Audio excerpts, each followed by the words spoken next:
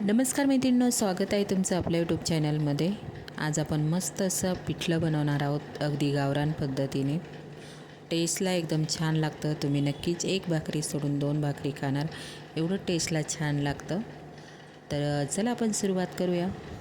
इथे मी कढई ठेवून घेतलेली आहे, तेल टाकलेलं आहे। तेल मस्त असं छान गरम होऊन द्यायचं, कडकडीत गरम होऊन द्यायचं। नंतर इथे मी अर्धा चमचा जिरं टाकलेलं आहे। स्टेप बाय स्टेप आपण फोडणीला जेव्हा काही गोष्टी टाकतो त्याच्यावर आपली टेस्ट अवलंबून असते मैत्रिणींनो। तर इथे तेल टाकून घेतले, तेल मस्त असं कडकडीत गरम करायचं। जिरं टाकायचं आहे, मोहरी टाकायची, मोहरी तेलामध्ये मस्त अशी फुटून द्यायची। त्यानंतर इथे मी हिरवी मिरची आणि लसूण ठेचून टाकलेलं आहे। छान टेस्ट लागते, वेगळी टेस्ट लागते त्याने।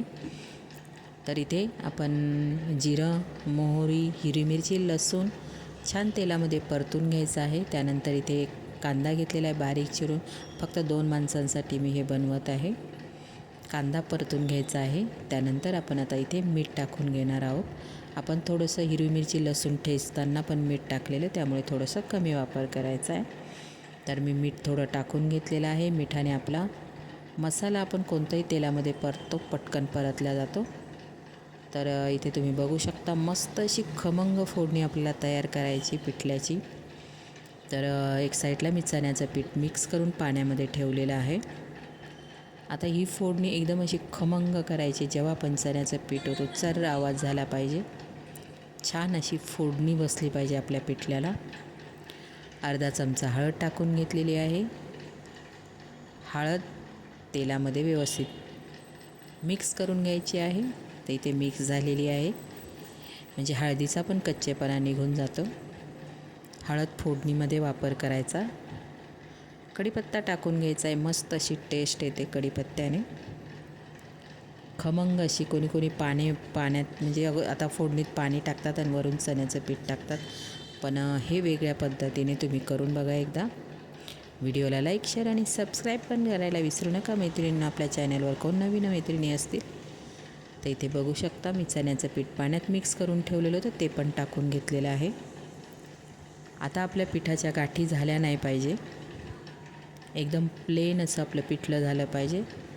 त्यासाठी चण्याचं पीठ व्यवस्थित पाण्यामध्ये मिक्स करून घ्यायचं। नंतर आपल्याला आपण जेव्हा फोडणीमध्ये पीठ ओतू पाण्यात मिक्स केलेलं, तर हलवत राहायचं आहे। गॅस कमी ठेवायचा आहे। जोपर्यंत छान उकळत नाही तोपर्यंत मिक्स करत राहायचं आहे, नाहीतर गाठी होतात पिठल्याच्या। तुम्ही छान चपातीसोबत, भाकरीसोबत, अगदी गरम गरम भातासोबत खाऊ शकता।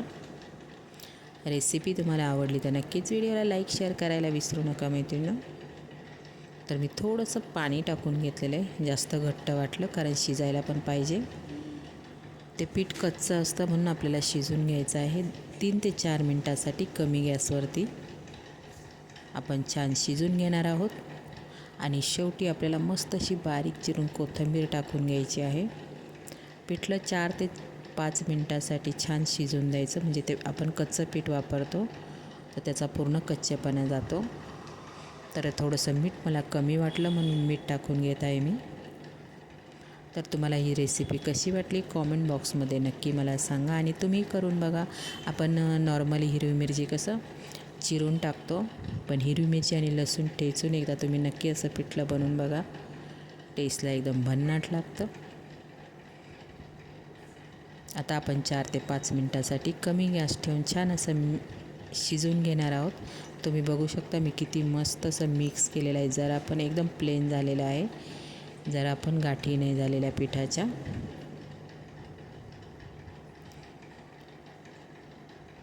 पिठलं छान कमी गॅसवरती शिजून घ्यायचं आहे, नाहीतर कच्चं राहतं। तर इथे आपलं शिजून झालेलं आहे। शेवटी आपण टाकणार आहोत मस्त बारीक चिरलेली कोथिंबीर मैत्रिणींनो। तुम्ही माझे व्हिडिओ कोणत्या शहरातून, गावातून, देशातून बघतात प्लीज मला कॉमेंट करा, म्हणजे मला तुम्हाला थँक्यू बोलता येईल मैत्रिणींनो। तर मस्त असं गावरान पद्धतीने अगदी चुलीवरची टेस्ट लागते मैत्रिणींनो, बनवून बघा एकदा। व्हिडिओ कसा वाटला लाईक, शेअर, सबस्क्राईब, बाय।